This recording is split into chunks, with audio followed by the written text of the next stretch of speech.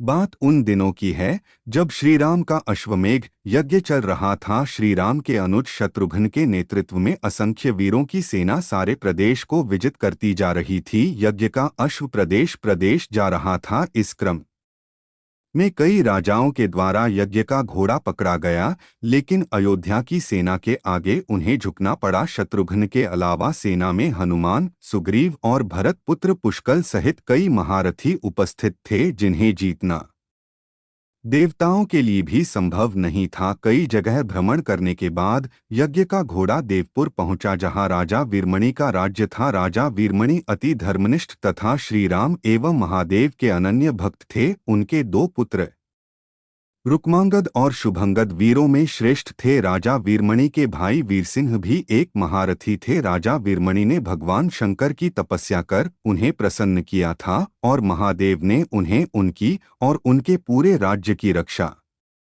का वरदान दिया था। महादेव के द्वारा रक्षित होने के कारण कोई भी उनके राज्य पर आक्रमण करने का साहस नहीं करता था। जब अश्व उनके राज्य में पहुंचा तो राजा वीरमणि के पुत्र रुक्मांगद ने उसे बंदी बना लिया और अयोध्या के सैनिकों से कहा कि यज्ञ का घोड़ा उनके पास है, इसलिए वे जाकर शत्रुघ्न से कहें कि विधिवत युद्ध कर वो अपना अश्व छुड़ा ले। जब रुक्मांगद ने ये सूचना अपने पिता को दी तो वो बड़े चिंतित हुए और अपने पुत्र से कहा कि अनजाने में तुमने श्रीराम के यज्ञ का घोड़ा पकड़ लिया है। श्रीराम हमारे मित्र हैं और उनसे शत्रुता करने का कोई औचित्य नहीं है, इसलिए तुम यज्ञ का घोड़ा वापस लौटा आओ। इस पर रुक्मांगद ने कहा कि हे पिताश्री, मैंने तो उन्हें युद्ध की चुनौती भी दे दी है, अब उन्हें बिना युद्ध के अश्व लौटना हमारा और उनका दोनों का अपमान होगा। अब तो जो हो गया है उसे बदला नहीं जा सकता, इसलिए आप मुझे युद्ध की आज्ञा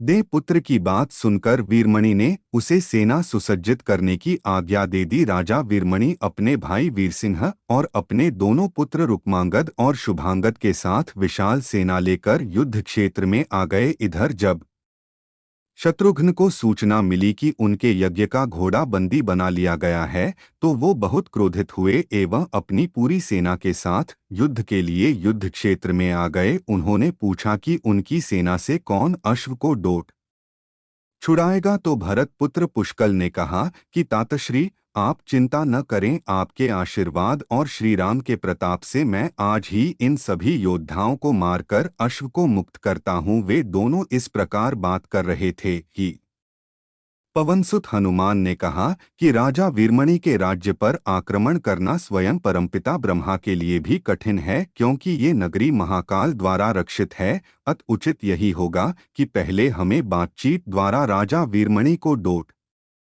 समझाना चाहिए और अगर हम न समझा पाए तो हमें श्रीराम को सूचित करना चाहिए। राजा वीरमणि श्रीराम का बहुत आदर करते हैं, इसलिए वे उनकी बात नहीं टाल पाएंगे। हनुमान की बात सुनकर श्री शत्रुघ्न बोले कि हमारे रहते अगर श्रीराम को युद्ध भूमि में आना पड़े, ये हमारे लिए अत्यंत लज्जा की बात है। अब जो भी हो हमें युद्ध तो करना ही पड़ेगा। ये कहकर वे सेना सहित युद्ध भूमि में पहुंच गए।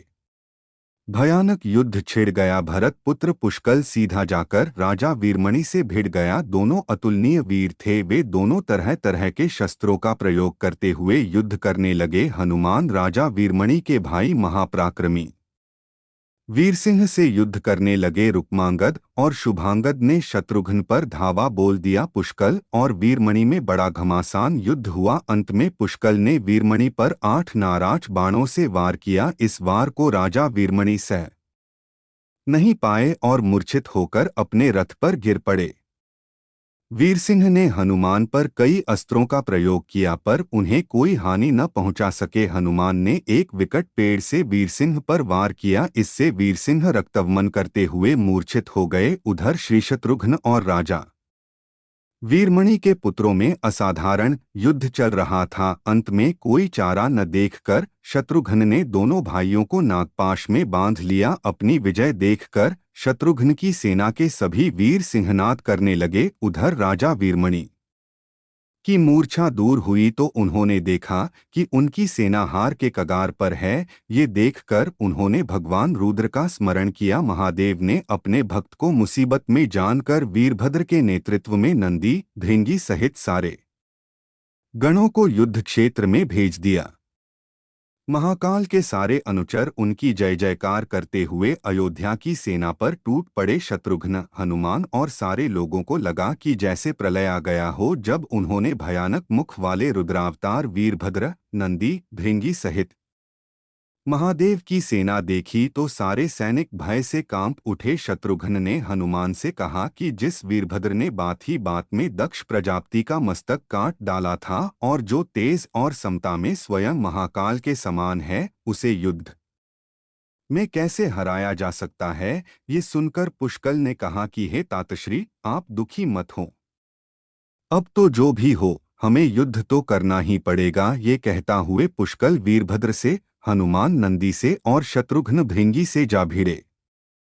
पुष्कल ने अपने सारे दिव्यास्त्रों का प्रयोग वीरभद्र पर कर दिया, लेकिन वीरभद्र ने बात ही बात में उसे काट दिया। उन्होंने पुष्कल से कहा कि हे बालक, अभी तुम्हारी आयु मृत्यु को प्राप्त होने की नहीं हुई है, इसलिए युद्ध क्षेत्र से हट जाओ। उसी समय पुष्कल ने वीरभद्र पर शक्ति से प्रहार किया, जो सीधे उनके मर्मस्थान पर जाकर लगा। इसके बाद वीरभद्र ने क्रोध से थर्राते हुए एक त्रिशूल से पुष्कल का मस्तक काट लिया और भयानक सिंहनाद किया। उधर भृंगी आदि गणों ने शत्रुघ्न पर भयानक आक्रमण कर दिया।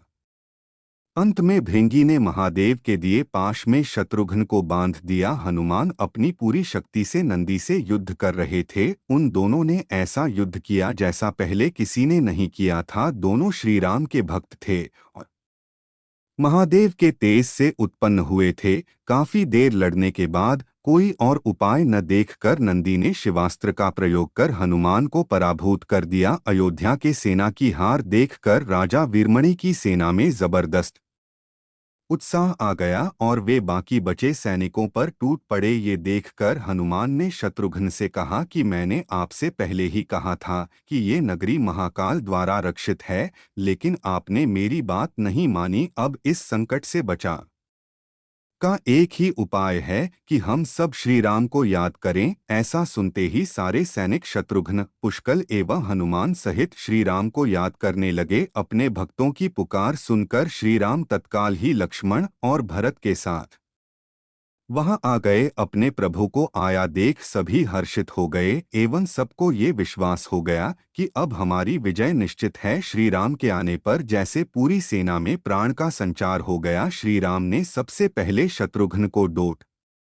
मुक्त कराया और उधर लक्ष्मण ने हनुमान को मुक्त करा दिया। जब श्री राम, लक्ष्मण और भरत ने देखा कि पुष्कल मृत्यु को प्राप्त हो चुके हैं, तो उन्हें बड़ा दुहक हुआ। भरत तो शोक में मूर्छित हो गए। श्री राम ने क्रोध में आकर वीरभद्र से कहा कि तुमने जिस प्रकार पुष्कल का वध किया है, उसी प्रकार अब अपने जीवन का भी अंत समझो। ऐसा कहते हुए श्री राम ने सारी सेना के साथ शिवगणों पर धावा बोल दिया। जल्द ही उन्हें ये पता चल गया कि शिवगणों पर साधारण अस्त्र बेकार है, इसलिए उन्होंने महर्षि विश्वामित्र द्वारा प्रदान किए दिव्यास्त्रों से वीरभद्र और नंदी सहित सारी सेना को विदीर्ण कर दिया। श्री राम के प्रताप से पार न पाते हुए सारे गणों ने एक स्वर में महादेव का आह्वान करना शुरू कर दिया। जब महादेव ने देखा कि उनकी सेना बड़े कष्ट में है, तो वे स्वयं युद्ध क्षेत्र में प्रकट हुए। इस अद्भुत दृश्य को देखने के लिए परमपिता